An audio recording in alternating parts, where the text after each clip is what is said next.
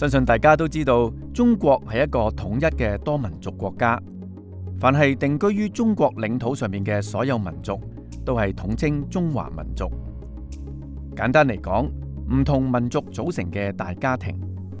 喺中華人民共和國成立之前，歷嚟統治階級大多推行民族歧視同埋民族壓迫政策，以至後來許多少數民族隱瞞或者更改自己嘅族稱，中華民族嘅身份便一直處於模糊不清嘅狀態。中華人民共和國成立以後，中國實行民族平等政策，保障少數民族嘅自主權利，激發咗少數民族嘅民族意識。長期被壓迫嘅許多少數民族，紛紛公開佢哋嘅民族身份，提出自己嘅族名。至今為止，呢啲民族分布廣泛，涵蓋全國各省、自治區同埋直轄市。除咗漢族以外嘅民族，好似係蒙古族、回族、藏族等民族，被習慣稱為少數民族。你對少數民族有幾多認識呢？中華民族由56個唔同嘅民族組成，以下介紹幾個具特色嘅民族俾大家認識一下。首先係漢族，漢族係中華民族之中人口比例最高嘅民族。漢族居住範圍分布喺全國各地，並且喺政治、經濟、文化等方面都為中國作出重大嘅貢獻。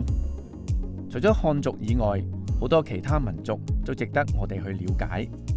例如住喺蒙古包以畜牧業為生嘅蒙古族，住喺青藏高原嘅藏族，以及住喺貴州嘅苗族等。唔同民族各具特色，各自都喺經濟、文化上為國家作出貢獻。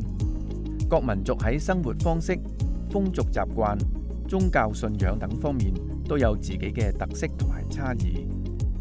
唔同民族都有各自代表嘅服飾打扮風格。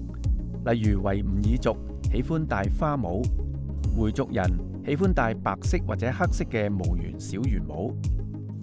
除咗服飾，民族舞蹈亦都係反映各民族生活文化嘅重要表現形式。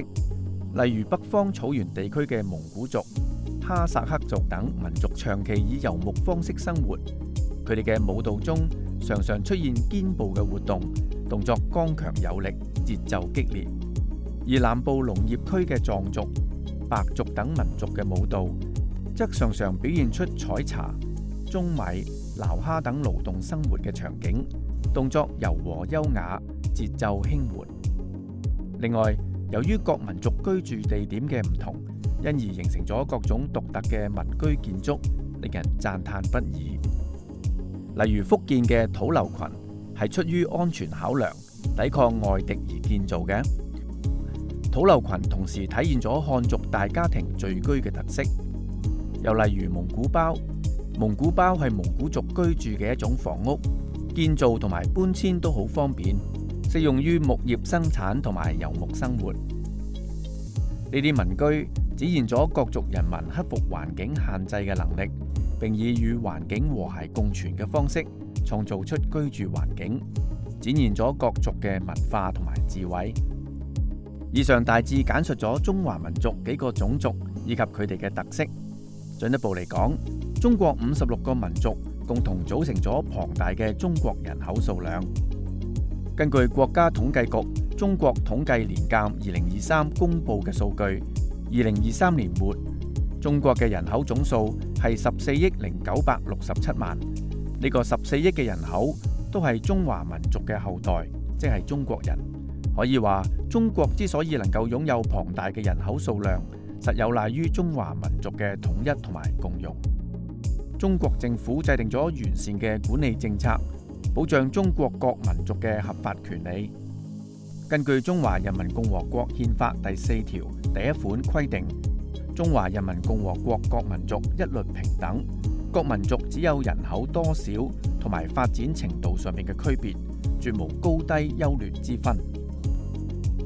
完善嘅民族管理政策，令中華民族各族之間得以和平共存、互惠互利，共同為國家嘅發展作出貢獻。總括嚟講，中國係全國各族人民共同締造嘅統一嘅多民族國家。